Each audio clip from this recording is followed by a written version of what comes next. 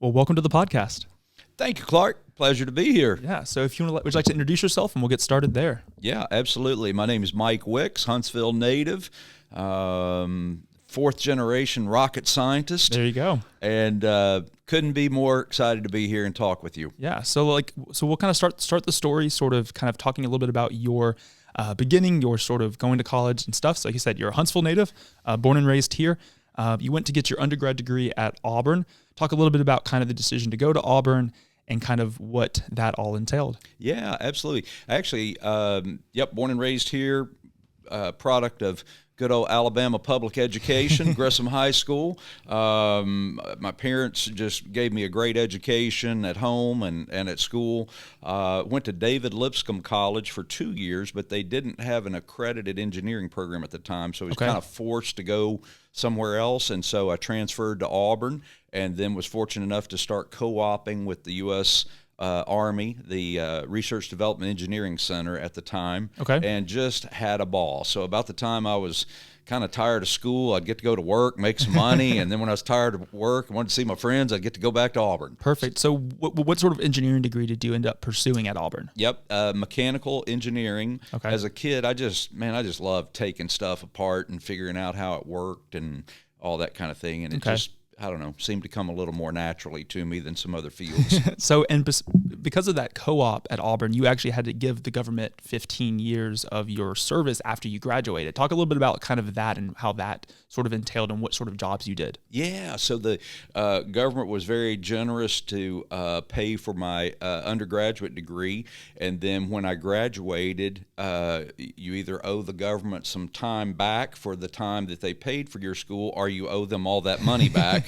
And that was a really easy choice for me. I will give you my job. I Exactly. will work. I had more time than I had money. Yes. And so came back to work, straight back into the Research Development Engineering Center, and just absolutely had a ball. My dad worked in the same building. Oh, wow. My uncle was out on the arsenal. My brother was out there at a time. I had bosses everywhere. Yeah. And anyway, I just absolutely had a ball out there. Worked 15 years, got to go do some great things, great travel.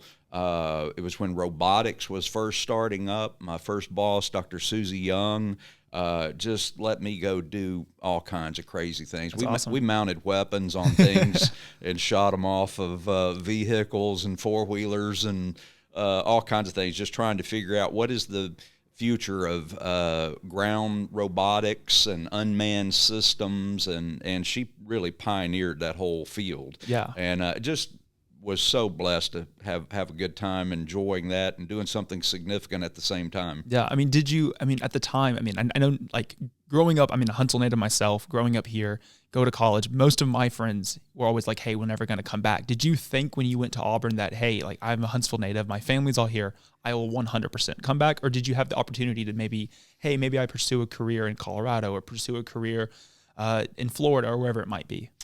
You know, my family, we moved around a little bit, and so I'd been to, again, Nashville and other places.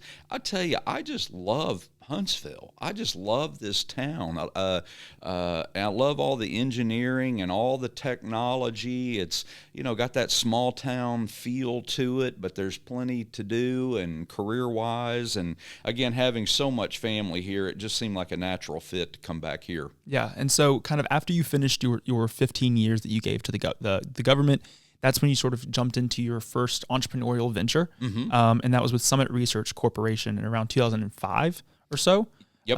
Talk a little bit about kind of what Summit Research was and kind of what prompted you to kind of start that. Yeah, very good. So after 15 years, the government offered something called a voluntary early separation. And so they'd actually pay you to leave. The government was overstaffed. I thought, what? This got to be a joke, And so I took the money, went to work for a contractor. We got bought and sold a few times, and I thought, good grief, I could mess this up myself. And so started a company. My dad helped me get that company started, called Summit Research, and I believe that was in 2001, 2002. And then mainly did engineering services, a lot of modeling and simulation for the Research Development Engineering Center, mostly tactical missile related. And then in 2005, I got approached while I was at Summit Research by a company called Digital Fusion that wanted to buy it. Okay. Yep. So then, and I guess they acquired in 2005, and then you worked with Digital Fusion from 2005 to 2007 or so? That's exactly right. Okay. Yeah. Digital Fusion was a publicly traded internet service provider, but they wanted to move into the Department of Defense business, and they said, hey, we want to buy your company. Of course, I said, well, it's not for sale, and they said, yes, it is, and I said, oh, okay. Yeah, no, I understand. And so it's kind of cool. It was a publicly traded company. And so, I thought, well, my employees are going to get a free IPO out of this. I don't have to do it. We can just join this publicly traded company. Yeah. And so it was a cool thing. At the time that Digital Fusion got Summit Research Corporation, how many employees did you have kind of underneath you at that time in 2005 or so? Yeah, I think it was less than 100. Wow. I think if I had to guess, it's probably 75. Wow. Maybe 100 or so. But the success that they saw the success in what you were doing and saw the value, how valuable that would be for them. Yeah, and it was kind of the right platform. We had been successful at winning some contracts that had a lot of life, a lot of legs left on them, and they were very broad, and so they, rightfully so, knew they could drive a lot of work to those. We had some kind of niche technical expertise that they were really interested in. That was a really good fit. Yeah, and then were there employees that you kind of hired on at Summit Research that ended up kind of working with Digital Fusion for quite a few years following the acquisition? Yeah, they every one of them came. Oh, really? Yeah. Okay. And then Digital Fusion then offered. It was a very symbiotic relationship. A lot of synergy there between our technical expertise and some of their more IT related things, and we helped each other. We were about the same size at that time. The cultures were very compatible. Mm-hmm. So that was a good run. Yeah, and I mean. The success you had with that, starting it and in 3 years you were bought. That's a pretty, it's not unheard of, but it's pretty incredible to see. Well, and I think that was what it was too. That why did Digital Fusion look at us? We had some platforms and contracts, but I think it was just they could kind of feel the energy and excitement of a company that's growing from nothing to 75 to 100 people in 3 years. Yeah. And it was all really good work, if you know what I mean. And but yeah, it was good. I was a little nervous about it at first because it's like I tell my kids, marriage is the collision of two childhoods. It's not that one's better or worse or one's good and one's bad. It's just a collision of two different childhoods. And when you try to merge two companies, you think where they come from, and they know where you come from, but you never really know, until you figure it out. Oh, that's how y'all do that. Yeah, and it's interesting too, because you can often see too where the stories you can hear about companies acquiring other companies, and then that synergy of them joining does not go as well. Right. And so you'll often see that too, where it's almost the opposite, where it's like, oh, I don't know if I really want to get acquired by anybody because I don't want that to happen to us. I think around that early 2000s was that Nichols acquisition that kind of, ultimately spawned into a lot of other companies too. And successful entrepreneurs like Bill O'Rourke, yep. Who you're really good friends with as well. Exactly. And so you have that synergy just doesn't work sometimes. Exactly. It is. It's a fascinating science in and of itself about what makes those work and what makes it not work. Yeah. Sometimes, I say all the time, opposites attract until they don't. And then it's like, what are you doing? Yeah. I also like to say, there are no perfect partners. Yeah. But there can be perfect partnerships. Mm-hmm. Perfect. If you respect and acknowledge the other company or other person's strengths, weaknesses, realize, hey, they're different from me. Yeah. But I can learn something from that, and they can compensate for me, and I can compensate for them. And as long as you kind of have that healthy respect, things are usually okay. It's when things become no, this is the way I've always done it, and you're not doing it the way I want to do it. That's when it becomes a little tough sometimes. Yes, exactly. And so quickly after kind of the acquisition from Digital Fusion of Summit Research in 2008 or so, you founded i3. Yep. At the time, Digital Fusion, then we sold, I was the president of Digital Fusion. We sold it to Kratos, Okay. a larger publicly traded company out of San Diego. It was large enough to be regulated by Sarbanes-Oxley, publicly traded company, compliance kinds of things.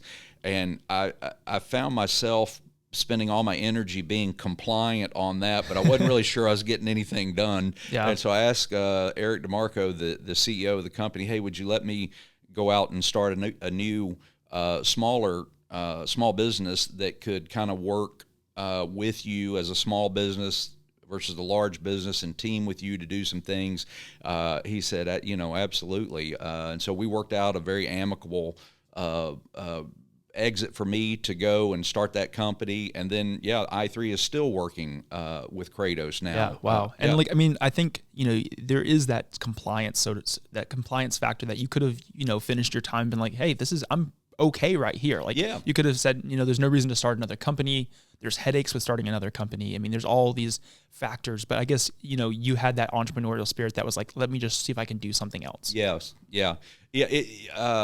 I am. I'm just, kind of a technical nerd at heart, and kind of really wanted to get back to that. I tell you, it's impressive. These large companies, the fact that there are so many rules that govern Department of Defense contracting, to be able to manage and comply with those rules and at the same time do something innovative, it's really impressive, and it's really difficult to do. When you don't have a lot of that and you're just kind of free to think up new things to go do, that's one thing. But when you're under that big compliance umbrella, it gets challenging. And so companies that are able to do that, it's a really impressive feat. Yeah. So, and so we talked a little bit about it off air, but getting i3 started, you kind of knew the things you needed to be in place prior to actually hey, we can start hiring people. Yeah. And so there was a lot of that paperwork that you had to put together. But quickly, did you see the success of i3, as you started getting employees, getting people to come to join on to this new idea, this new company? Did you start seeing the success right off the bat by landing contracts, or was it a little tough to begin with? We actually did very similar to Summit Research. We were the fastest growing, top 50 contractors in the country. We were very strategic about watching, where is the Department of Defense headed? It's not just, oh, this RFP popped out, let's go bid on this. You have to be able to look a little further down the road. Mm-hmm. I had a friend who's an Apache pilot, and I'm always fascinated. They have this little monocle that they pull down, and they look at all the metadata. And so out of one eye, they're looking at all that. Out of the other eye, they're flying the airplane. Wow. Well, I use that analogy to say, in business, it's the same way. You got to have one of these little things that lets you look, monocle that lets you look at what does the future look like, what's our strategy, and it's a little fuzzy, but this is where the trends are going, this is where we need to be when these contracts start getting awarded.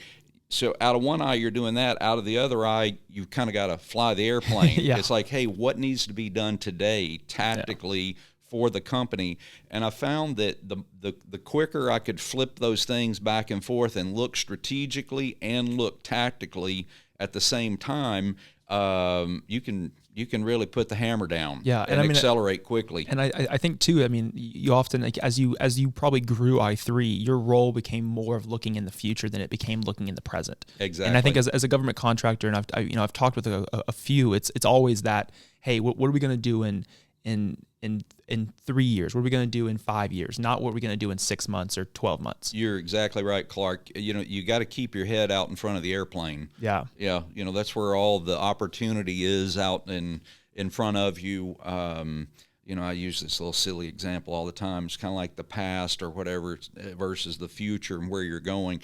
The rear view mirror in your car is like this big.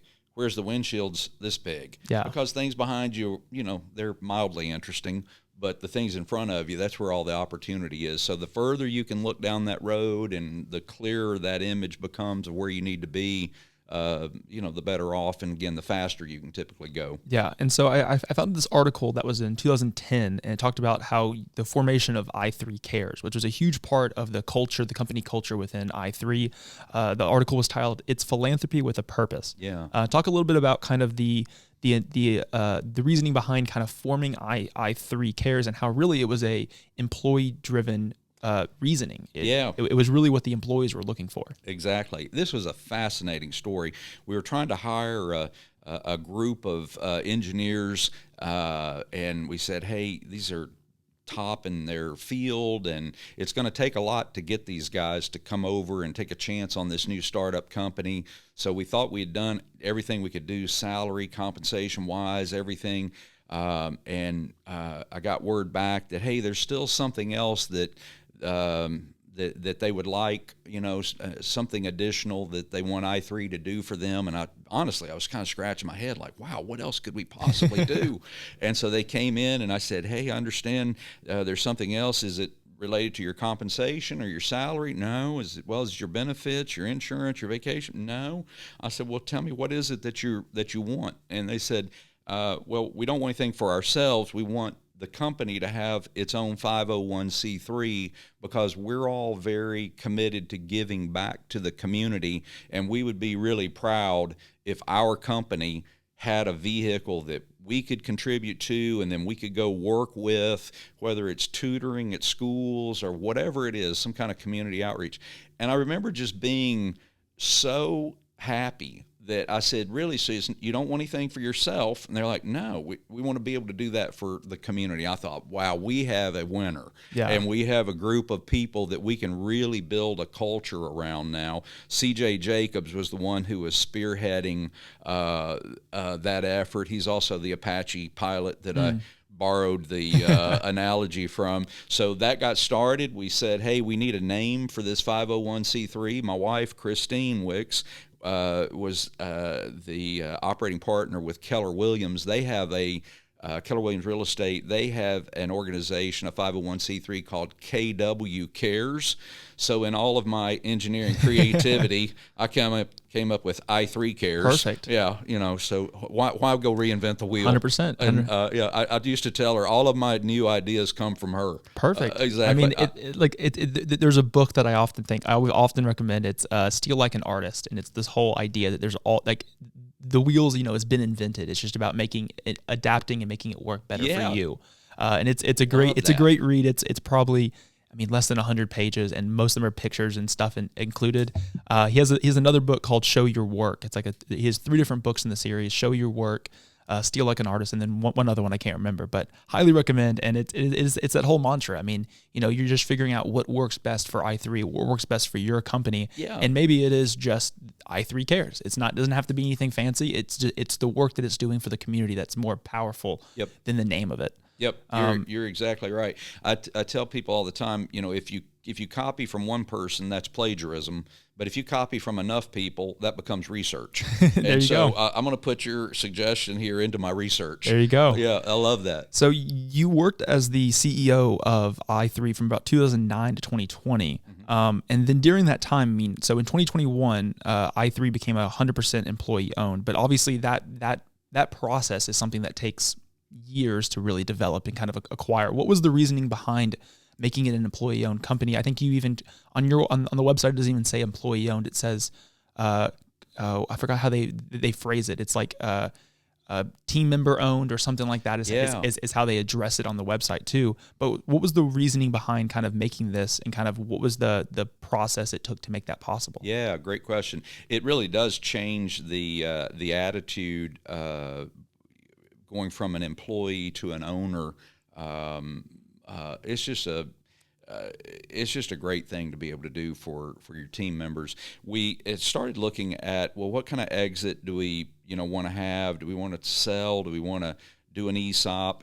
Lockheed Martin came along and was very interested in our hypersonics division, but they had some conflicts of interest with the other parts of the company, so the decision was made to just let Lockheed take the hypersonics division, but the other 3 divisions, we would then offer those to the employees through that ESOP. Okay. And so kind of got the best of both worlds in that sense. And it's really working well. It's just fascinating. Right after the ESOP was announced, it was funny. Someone noticed someone walking in the parking lot in the morning, and they were stopping and picking up some old piece of trash in the parking lot. And they said, "Hey, what are you doing?" And they said, "Hey, I'm an owner now. Yeah. We've got to keep this place looking good." Perfect. Yeah. It's just like instant behavior modification. You know? I think it's almost a mentality shift. It's that whole, hey, this is the work that I'm doing on a day-to-day basis has a direct correlation with the employee ownership. And, it's a they already kind of bought into what i3 was doing with the i3 Cares. They already kind of bought into, like, they wanted to provide more to the community. And now the employee ownership is just icing on the cake. You're almost. Exactly right. And I'll tell you, Clark, this Huntsville community, you mentioned Bill Rourke and some other companies, they really pioneered how to do these ESOPs really well. They had been around for a while, but I mean, they have really perfected and improved this whole program to the point. And then there's actually a group that has kind of lobbied Congress, and looks like this is going to pass, where Congress is going to allow somewhat set-aside contracts for employee-owned companies, because even the government sees that, well, that's a different mentality those companies have. And so I'm really excited about that. There've always been, set-asides for socioeconomic disadvantaged companies and this, that, and the other. But it's interesting that employee-owned companies now have their own category, so to speak, and I think that's a great thing. The other thing that led to that ESOP and the i3 Cares is I learned a long time ago that prayer of serenity about, give me the courage to change the things I can change, the patience to accept the things that I can't change, but the wisdom to know the difference. And one of the things in a company that you can change and you can control is the culture. Mm-hmm. You can't necessarily change federal acquisition regulations or, safety associated with a man-rated weapon. Forget that. You're not going to change those things.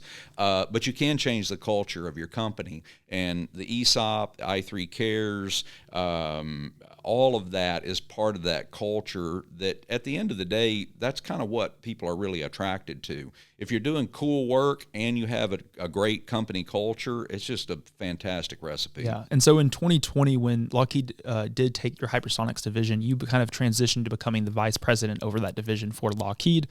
You were there for about a year. Mm-hmm. Kind of what did that year look like in that transition out of i3? I mean, i3 was kind of your thing. I mean, you founded it, you created it, you watched it grow from the ground up. What was it like kind of leaving and transitioning from that, and what was sort of the time you spent at Lockheed? Yeah. Just like I said earlier, again, it's another collision of two childhoods, right? Just the way one company does something, the way another company does something. I learned so many things from Lockheed, and they've been doing this so long and have really perfected some processes and I mean, just have the big muscle to do just outrageous things. Yeah. Let's go build a new fighter jet. Let's build, an aircraft carrier or whatever.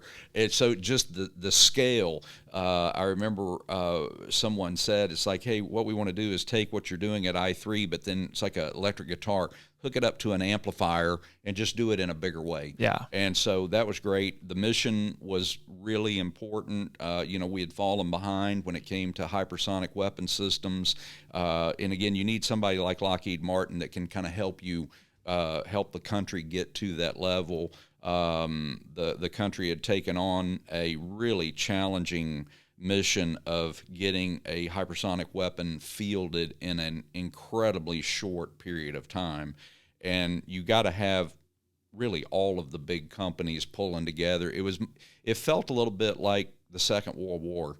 It kind of that, even auto manufacturers and, hey, you're no longer building cars, I need you to build tanks or airplanes. So really, General Thurgood really rallied all of the large companies together in order to focus on getting this hypersonic weapon developed in a fraction of the time that it would normally take. Yeah, and I guess being in that smaller business for so long, I mean, from starting starting the first company, Summit Research, being there, to working at Digital Fusion, to kind of all those acquisitions, to now then i3. You hadn't really been in that big sector since you were working for the government at your co-op after you finished at Auburn. So kind of getting back into that, quite a few years later was probably a pretty cool, wow, there's a lot more going on at this level than I was aware of. Absolutely. You're exactly right. Yeah, it's just the sheer scale of these large OEMs and what they're able to accomplish, and the success. You look at through history, the success that they've had. It's just awe-inspiring.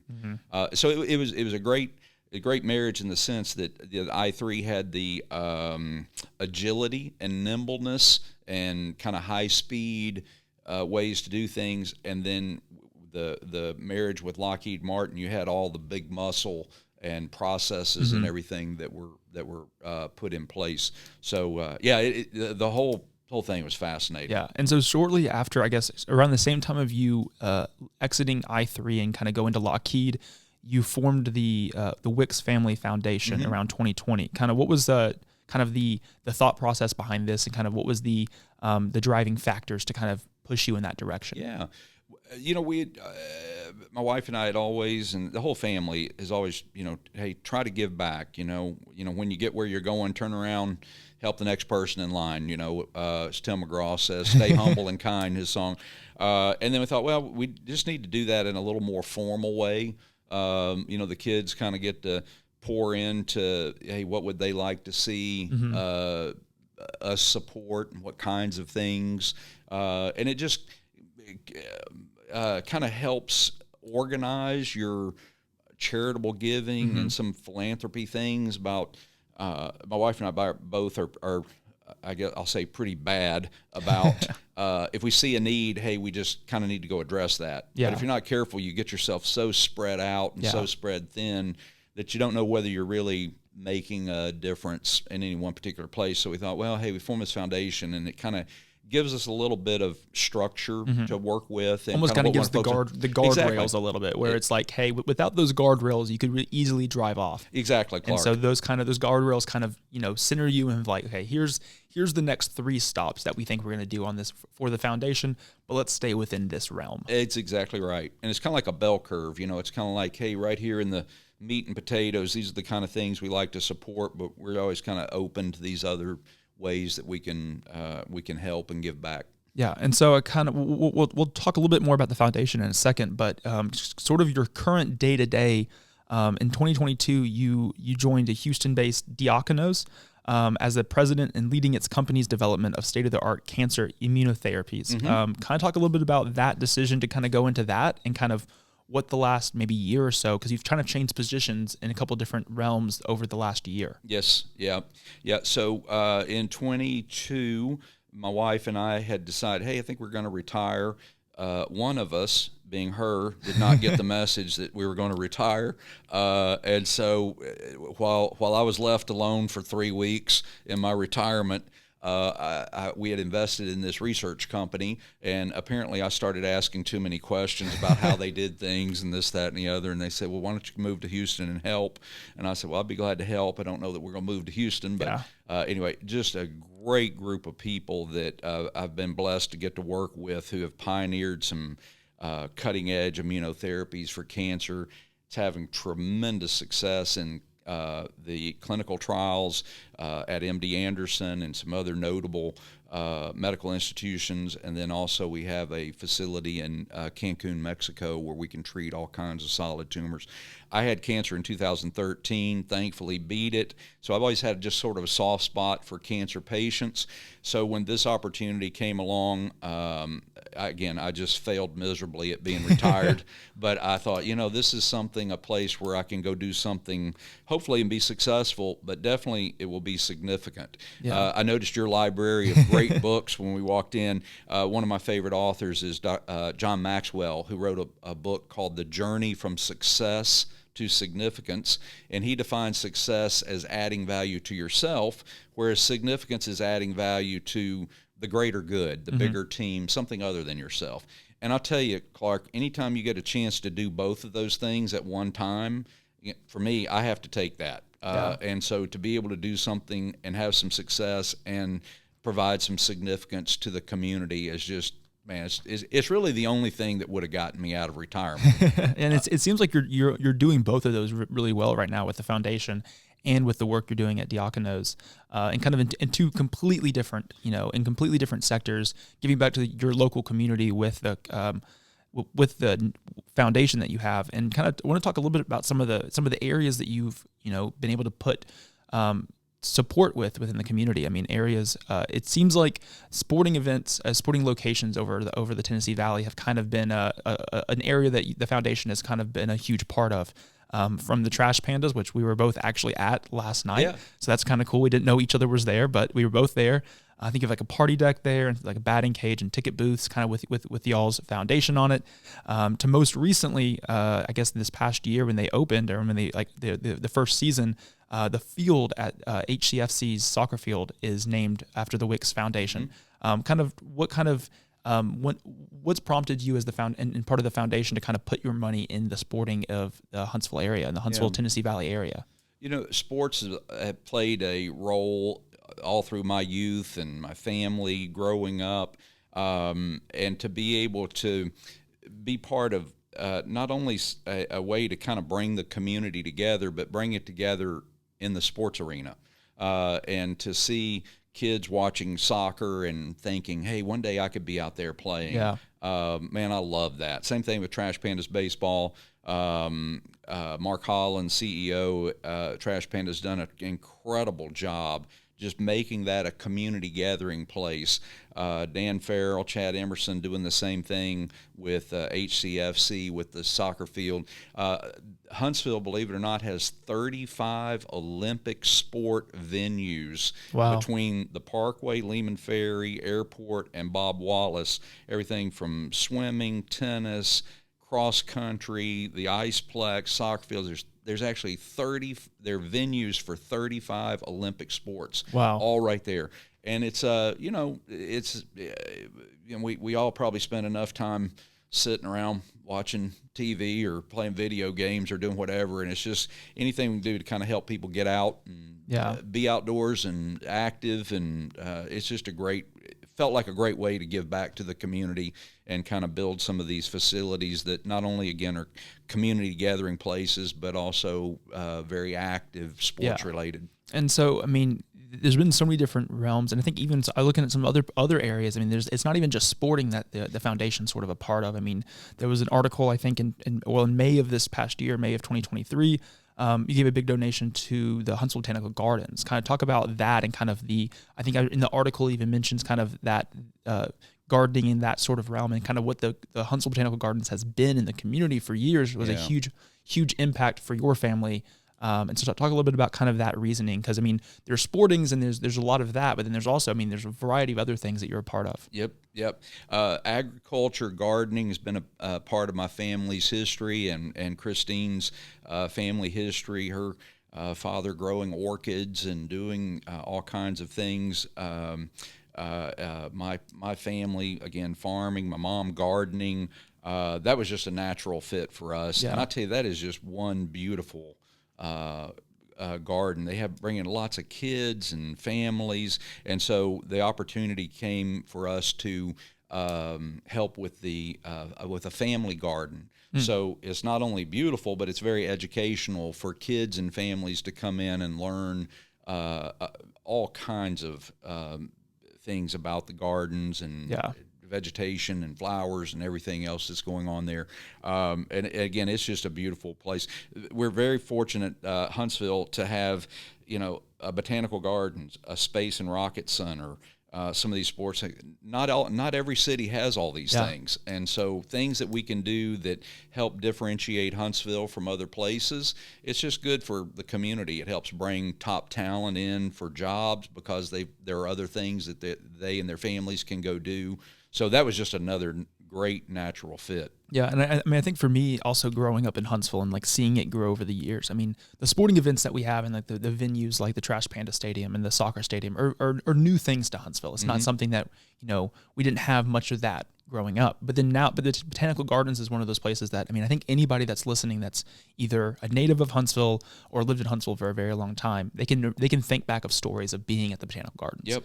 it has that same sort of like nostalgia feel that a lot of like those places that you really we'd love to see continue to be here and be thriving in Huntsville. Yep. And being able to put your money towards that and kind of help create that is a huge and incredible thing, because it's one of those things. It's we hope it's there as long as it's already been there. Exactly. And one of the things I find that they do a great job with, in addition to the gardens, are there's weddings there. There's incredible event space at Botanical Gardens. Christmas lights, and it just the creativity and imagination that those folks have to be able to, again, continually be inviting to the community, and always something to do there. And anyway, they do a great job. Yeah. So in March of 2023, March 10th or so, you were actually inducted into the Alabama Engineering Hall of Fame. Talk a little bit about kind of what that distinction was like.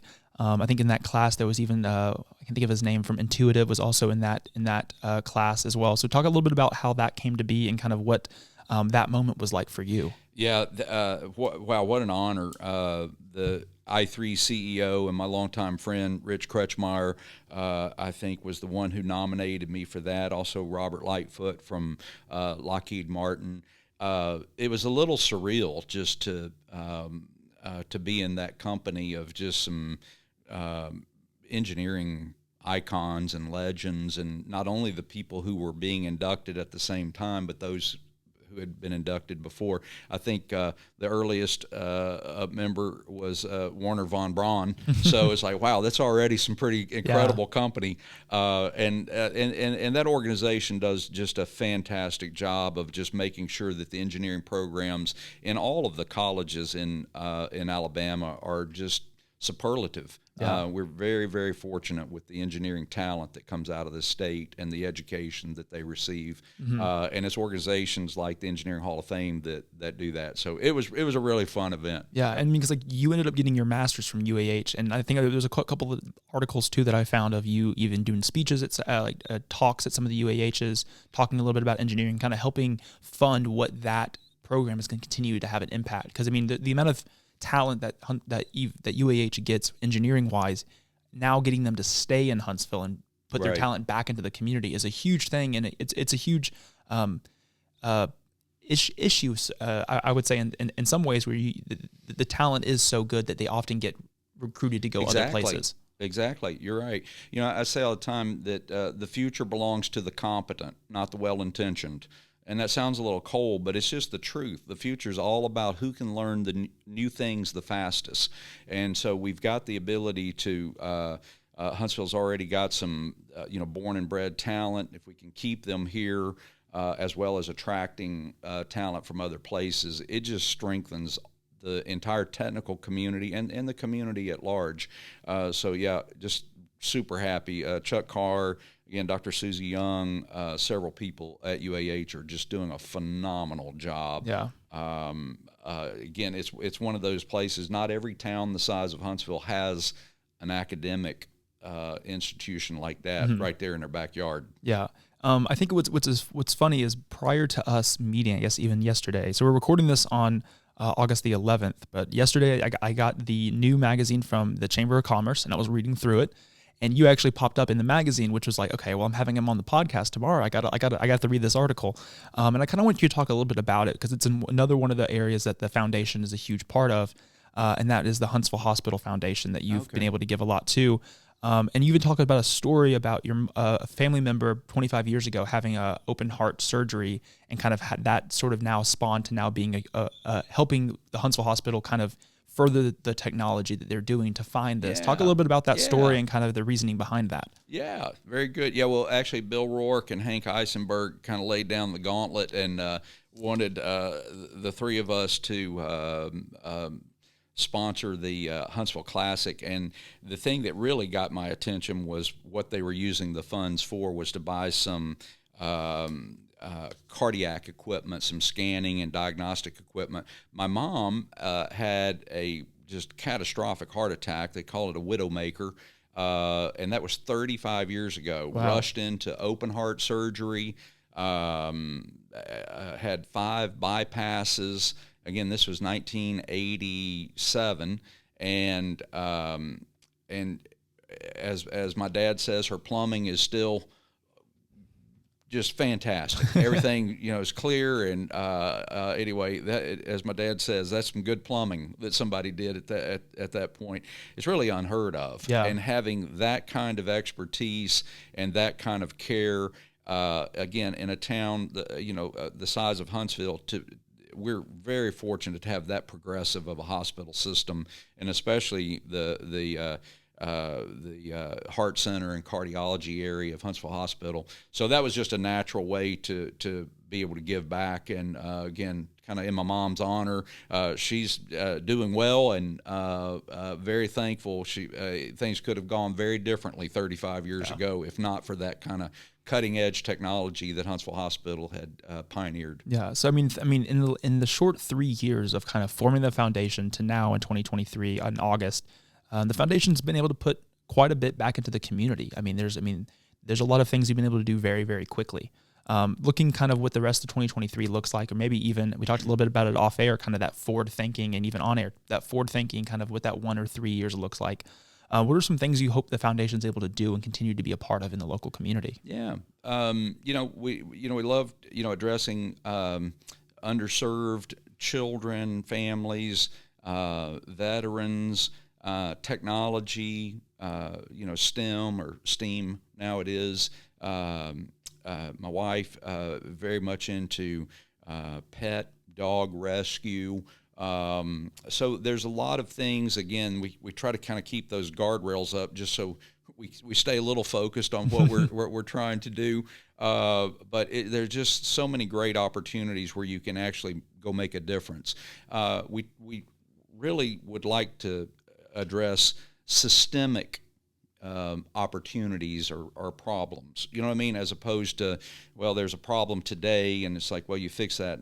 You're probably gonna have the same problem tomorrow versus, hey, what is and this is the engineer in me coming out, but what's kind of the system solution to this? You know what I mean? It's the adage of, give a man a fish, feed him for a day, teach him to fish, feed him for his lifetime. Yeah. And it's like, what can we be doing in the community that has kind of some long-lasting effects? I think it's Warren Buffett that said, a society grows great when old men plant trees, the shade of which they'll never sit in.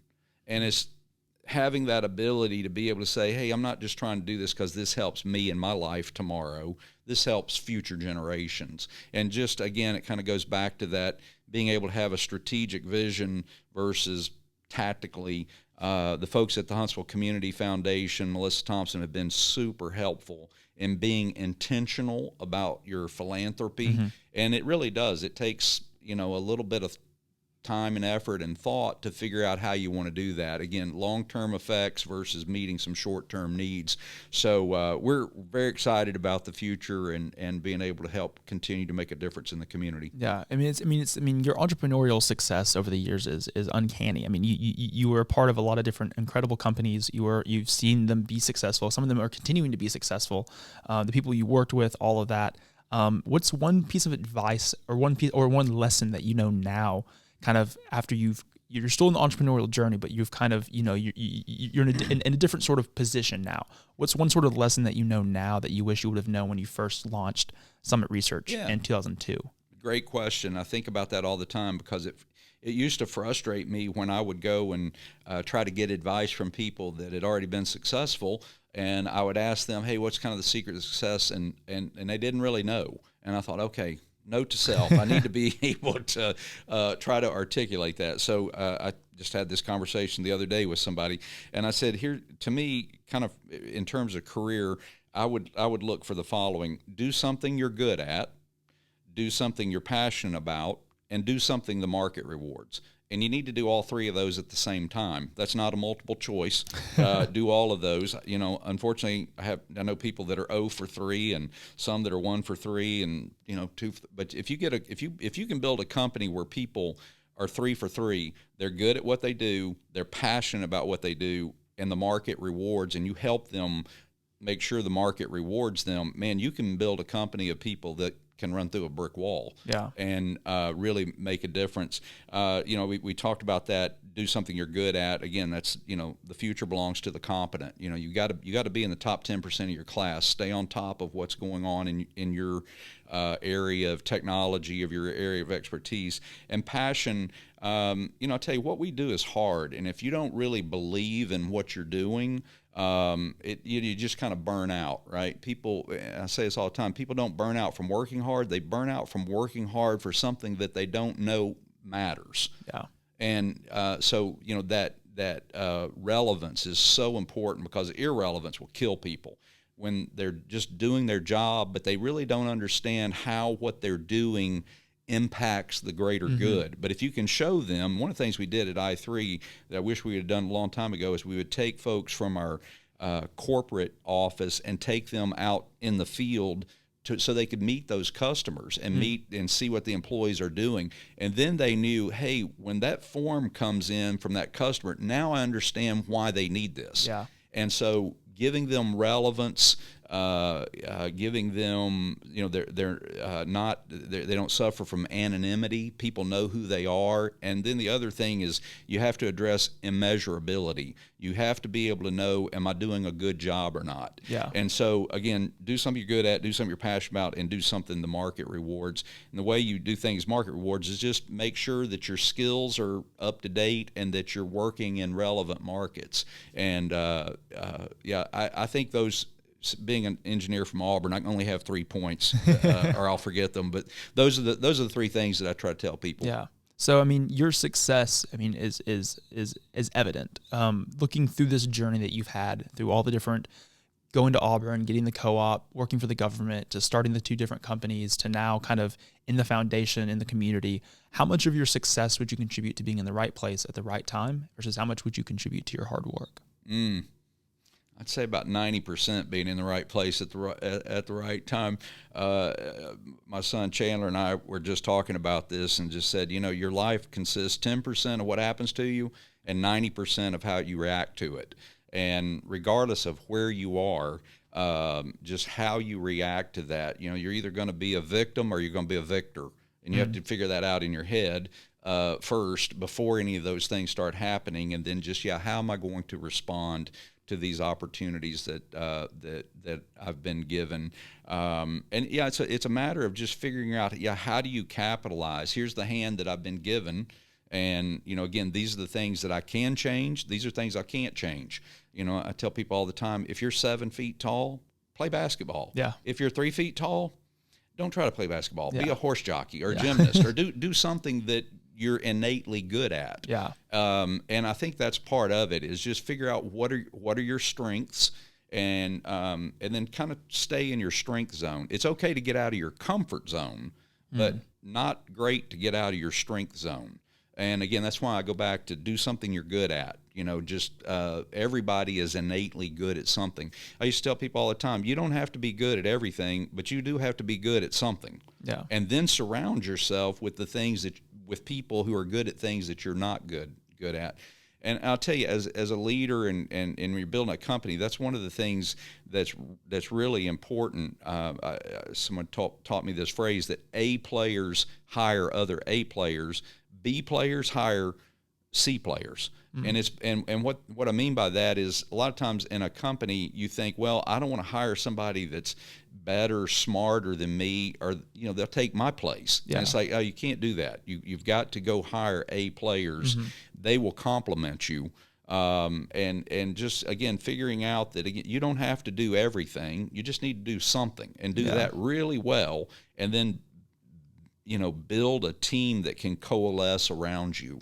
To me, that's the key.